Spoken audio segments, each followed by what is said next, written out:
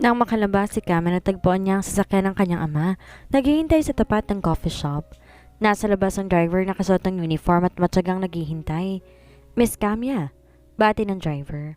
Nanulay sa katawan ni Kamya ang takot. Ipinatatawag kay ni Boss Martin sa manson. Magaang tugon ng lalaki. Katakatakang nagbago ang pakikitungo nito sa kanya kumpara nung huli silang nagkaroon ng komunikasyon. Kaya mo ba ako sinundan dito? Tumango ang lalaki. Pinasabi niya lang sa akin na alam mo na daw ang mangyayari kung susubay ka. Nanikip ang lalamunan ni Kamya sa narinig. Bigla niyang naalalang paranakit na ginawa ng may edad na lalaki. Anong magagawa niya? Hindi may pagkakailang anak siya nito at may obligasyon siya bilang anak. Para siyang robot na walang emosyon na sasakay na sana sa likurang bahagi ng sasakyan nang pigilan siya ni Orion. Pinakura nito na masamang tingin ng driver. Saan ka pupunta? Tanong ni Orion kay Kamya. Ipinatatawag ako sa bahay namin. Hindi. Mahigpit ang bilin sa akin ni Boss Drake na bantayan ka. Sir, si Mr. Martin na nagpatawag kay Miss Kamya. Gusto lang siyang makausap ng amo ko. Sabad ng driver sa pagpipigil ni Orion. Orion, ayos lang ako. Ayaw niyang bigyan ng problema si Drake. Pinaalala sa kanya ni Mr. Martin na may obligasyon pa siya bilang anak nito. Come on, he's my father. Pinilit niya tong bigyan ng assurance na ayos lamang siya. Don't be stupid. Ilang buwan na ako sa poder mo. Kahit isang beses hindi nagparamdam sa iyong tatay mo, kaya't wag mo akong bibigyan ng ganyang dahilan. Hinawakan niya to sa kamay at saka siniguro sa lalaki na ayos lamang siya. I'm fine. Tuloy na siyang sumakay sa sasakyan. Pinagsalikop ni Kami ang kanyang kamay at tiniling na sana walang masamang mangyayari sa kanya. Naasar lang si Orion na nakatayo sa kalsada, pinagmasdan ng kanyang sasakyan na papalayo. Ang maging ligtas siya sa kamay ng pamilya Martin, malaking suntok sa buwan. Marahas sa sampalang tinanggap ni Kamya mula kay Mr. Martin. Sa sobrang lakas noon natumba siya sa sahig. Binuhay kita sa loob ng ilang taon.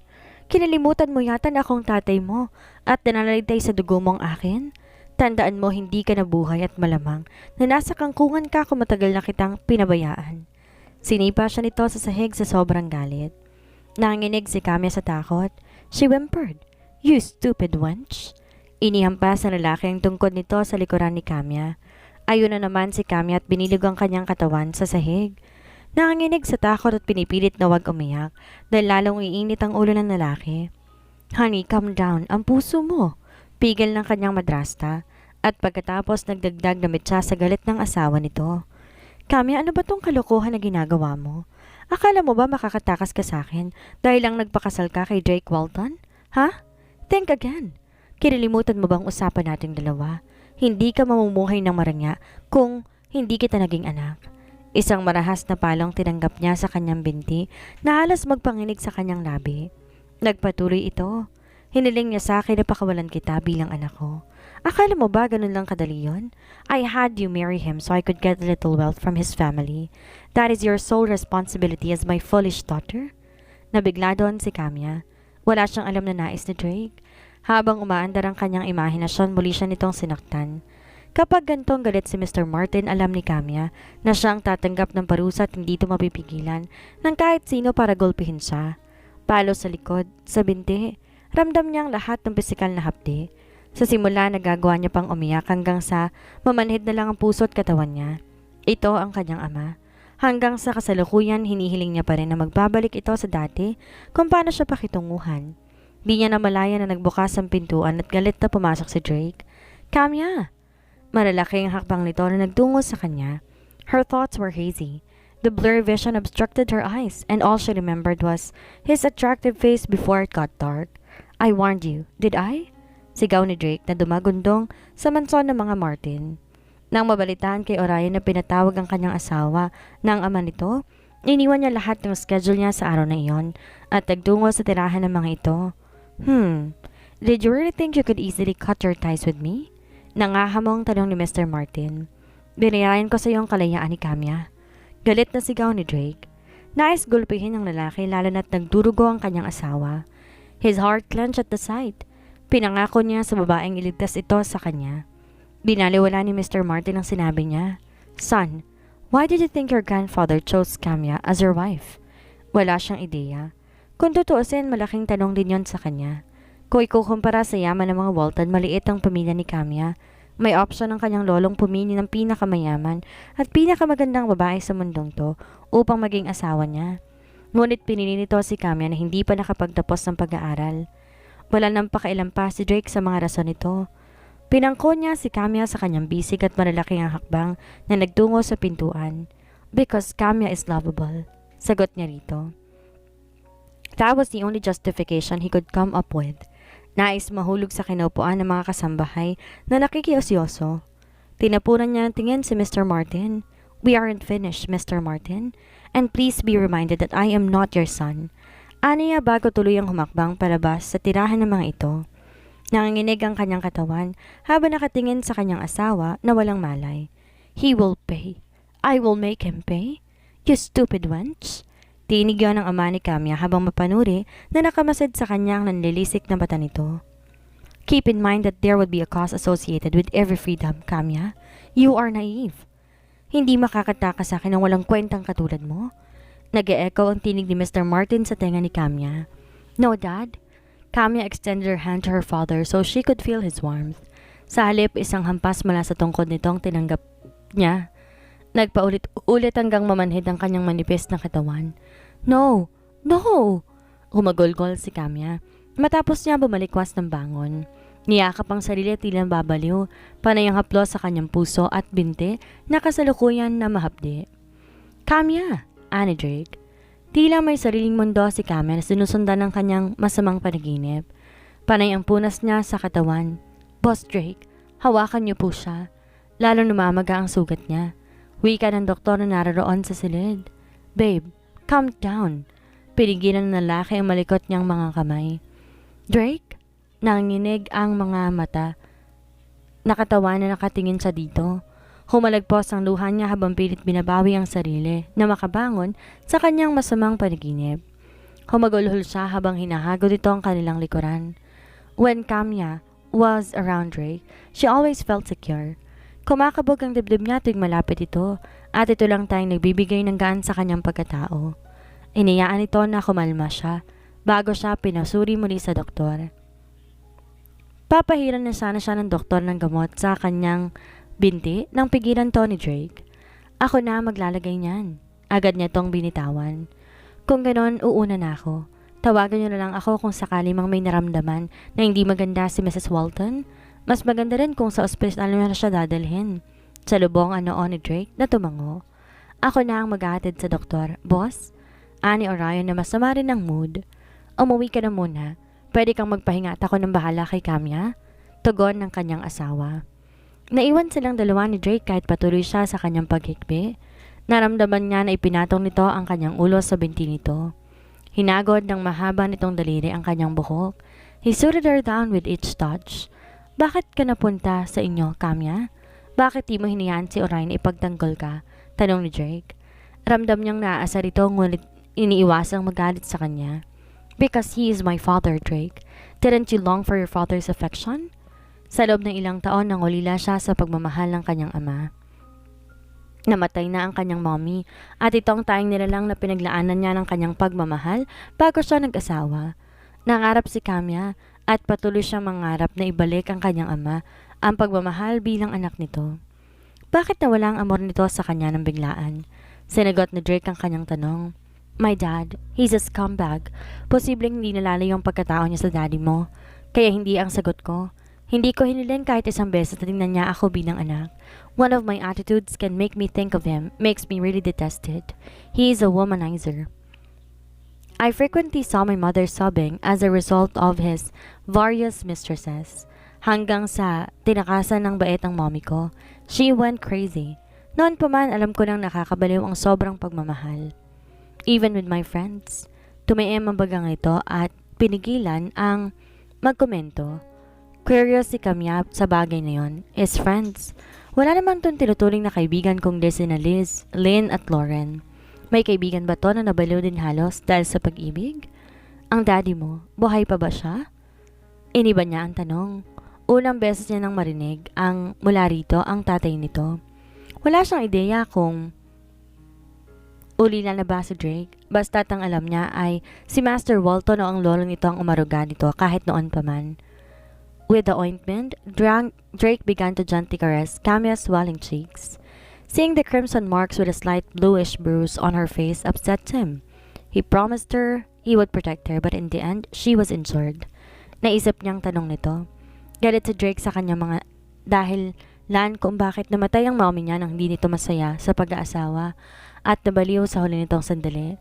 Itong dahilan kaya't nangako siya noon sa isang babae lang ang mamahalin niya. Habang buhay. I don't fucking know where my father is and I have absolutely no intention of finding him. Binura ko na siya sa sistema ko. Let's forget about myself, Camia. Naiintindihan ko na anak ka ng daddy mo at baka nasa isip mo rin na kailangan mo suklian ng buhay ng siraulong yon. Pero Camia, responsibilidad na yon bilang magulang mo. Maybe I truly do feel that way, Drake, but I love my father dearly. Kahit ang tingin niya pa sa akin walang kwenta, kahit ang tingin niya pa sa akin gamit lang. Humagulgol to kaya't lalo nanikip ang kanyang dibdib. Kahit gaano kahapdi ang pisikal na sakit ang binibigay niya sa akin, mahal ko ang daddy ko, Drake. Paano kung katulad niya na hindi naman susuklian ang pagmamahal mo? Maghihintay ako. Maghihintay ako bilang anak, kahit pa nga sobrang sakit na. Bumilog ang kamao niya. Nainggit siya kay Camia sa parting yon na ugali nito dahil wala siyang tiyaga pagdating sa kanyang ama. Habang nakikinig sa malungkot itong paghikbi, ay may tumarak na punyal sa kanyang dibdib. Nais niyang sugurin si Mr. Martin o kaya naman sunugin ang bahay nito.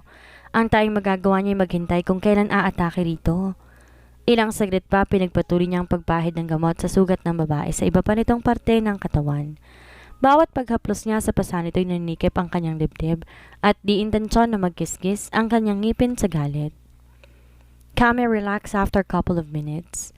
Matapos masigurong nakatulog na ang kanyang asawa, nagpunta siya sa kanyang opisina na nasa ikatlong palapag. Tinawagan niya ang kanyang lolo na nagpapahinga sa kanilang mansyon. Magre-report siya dito tungkol sa ilang bagay sa opisina. Matapos mag-usap, binuksan niya ang paksa tungkol sa kanyang kasal kay Camia. Lo, why did you choose Camia as my wife? Halatang nahimigan itong biglaan ng kanyang tanong. Because she's good. She's the appropriate choice. Hindi pa rin ba maayos ang kasal mo sa kanya? No, we're fine. Naitanong ko dahil hindi rin naman ayos ang relasyon mo kay Mr. Martin. I mean, sigurado ko na hindi mo siya gugustuhin na maging in-laws. Ano makukuha mo sa pamilya nila? In this marriage, you won't really gain anything financially. All I need right now is his support, so I have to treat him like a member of my family. Isa pa, ano bang sinasabi mo dyan na wala akong nakuha? Ayan nga't nananahimik ka sa bahay? Kung hindi ka pa nag-asawa, baka matulad ka sa daddy mo. Bumilog ang kanyang kamao. You know that I'm not like him. Hindi kami magkatulad. Master Walton Haft. Pero hindi mo nakikita ang sarili mo sa kung sino-sinong babaeng kinama noon? I'm different. I pay those women. Wala silang obligasyon mahalin ako at ganun din ako sa kanila. Nagsimula siyang maasar dahil naitulad siya nito sa kanyang ama. Hindi ba nito alam na yun nga ang rason kung ba't mas ginugusto niya na umupa ng babae noon? But what about Camia? She's your wife and having sex with her is a necessary part of your marriage. Kasama rin ba siya sa biniyaran mo lang kaya wala siyang obligasyon mahalin ka? Halos lumitaw ng ugat sa kanyang leeg. Dinagdagan lang nito ang kanyang galit. Camia won't ever be one of those women because she is my wife. Kahit maghiwalay kaming dalawa, walang masasaktan sa amin dahil naiintindihan namin isa't isa. But Drake, that is what I was asking. Does she really comprehend where she is in your life?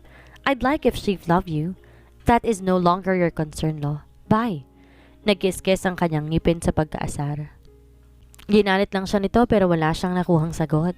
Naalala niyang sinabi nito na kailangan nitong suporta mula kay Mr. Martin. Bakit ninyo kailangan yon? Hindi ganon kalaki ang negosyo ng daddy ni Camia. Ano ang tunay na rason ng lolo niya? Sa mansyon ng mga Walton. Sumandal sa malambot na silya nito na may edad na lolo ni Drake. Masaya siya sa mga investigasyon na nakukuha niya mula sa report tungkol sa mag-asawa. Nananatili sa bahay nitong kanyang apo at iniiwasan nito ang makipagtalik sa kung sino-sinong babae. The butler keeps looking at him. What? Master, nagpunta si Miss Camia sa bahay nila ngayong hapon at nakita ito ni Boss Drake na ginulpe ni Mr. Martin.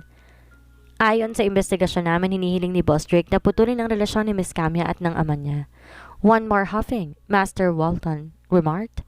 Akala naman niya pakakawalan ng palakang iyon, si Camia. Tukoy ng may edad na lalaki kay Mr. Martin. I am doing this for Drake's sake. But it seems like it was not aware at all. Invite him and Camia over here. Gusto ko malaman kung gaano kalalim ang samahan ng dalawang iyon. Walang emosyon na tumango ang butler, ngunit alam nito na si Camia ang pinakamangmang sa larong iyon. Walang hiling ang mabait na butler kung hindi sana protektahan ng si Camia ng asawa nito hanggang dulo. Dahil kumbaga sa bloke ng yelo sa norte, nasa puno pa lang ang alam na mag-asawa. Ang malaking parte at siyang nakamamatay nakatago pa sa ilalim ng madilim na tubig. It will definitely hurt both of them. Binalot na ng gabi ang paligid nang magising si Camia. Napangiwi siya nang dumaan ang kirot sa kanyang laman. Hindi siya komportable mula sa ilang pasa niya sa katawan at umaabot ang sakit noon hanggang sa kanyang puso. Pinilit niyang bumangon at saka ibababad ang katawan sa tub na may yelo. Madalas niyang ginagawa yon kahit nung dalaga pa siya. Ipinikit niya ang mga mata habang dinadama ang namamanhid ng katawan. Tears started to roll down her eyes because it hurts too much. Too much that she could no longer feel how cold the water was. The heartache. You're here. Narinig niyang usal ni Drake matapos siyang matagpuan sa banyo. Hindi niya narinig ang pagpasok nito. Lumapit ang lalaki at saka hinaplos ang kanyang pisngi na basa na sa luha. Don't cry, baby. Halos hindi ito makahinga at tila nasasaktan sa kanyang lagay. Tinulungan siya nito na umahon sa tubig at ito rin ang nagpunas ng tuwalya sa kanya. Dito ka na muna sa bahay sa loob ng ilang araw hanggang sa gumaling ka. Kailangan kong pumasok. May proyekto pa kami ni Danica. Kahit 2 araw lang, Camia. Huwag nang matigas ang ulo mo. Paano kung bumagsak ako? Eh di mag-enroll ka ulit sa susunod hanggang pumasa ka at makagraduate. Hindi ka ba natatakot na maging pasanin mo ko? Hindi ka pabigat. Don't think too much. Hindi niya na sinagot ang lalaki. Ang totoo, hindi rin naman siya sigurado kung makakapasok siya. Handa ba tong suportahan siya habang buhay? Ramdam niya ang pag-aalaga sa kanya ni Drake sa mga sumunod na oras. Matapos siya nitong punasan, binihisan din siya nito. Gumamit din ng blow dryer ang kanyang asawa para sa kanyang mahabang buhok. Paano niya pipigilan ang kanyang damdamin kung ganitong pinaramdam sa kanya ng lalaki na importante siya bilang tao? Hindi ka na ba pupunta sa bahay ninyo? Kung sakaling dadalaw ka sa tatay mo, tawagan mo ko. Sasamahan kita. Tumango siya bilang sagot. Pinangko siya nito at saka siya maingat na ibinaba sa dining area. I will make sure that they are going to pay, Camia. Nanginig pa nitong sabi. I'm fine. Inawakan siya nito sa pisngi para pakalmahin ang lalaki. How can you say that? Nawalan ka ng malay dahil sa panggugulpisay ng hayop mong ama. Look at yourself. I feel like I'm useless. This will be the last time. Of course. Hindi na ako papayag na may manakit pa sa'yo. Naalala mo ba ang sinabi ko sa'yo noon? You are my wife. Kung ipapahiya ka nila, para na rin nilang ginawa yun sa akin. Inabutan sa nito ng gatas na bagong timpla. This will calm you down. Thank you. Mahina niyang usal. What do you want to eat? Ipagluluto kita. This milk is fine. Napangiti siya sa atensyon na ibinibigay ng lalaki. I'll toast the bread. Hindi na nito hinintay pa ang sagot mula sa kanya. Basta na lang din ito kumilos. Pinagmasdan lamang niya ang lalaki. Ngayon pa lang nalulungkot na siya kung sakaling maghiwalay silang dalawa. Dahil aminin man niya o hindi, malaking parte sa dibdib niya ang pinagsakop ni Drake kahit anong pigil ang gawin niya.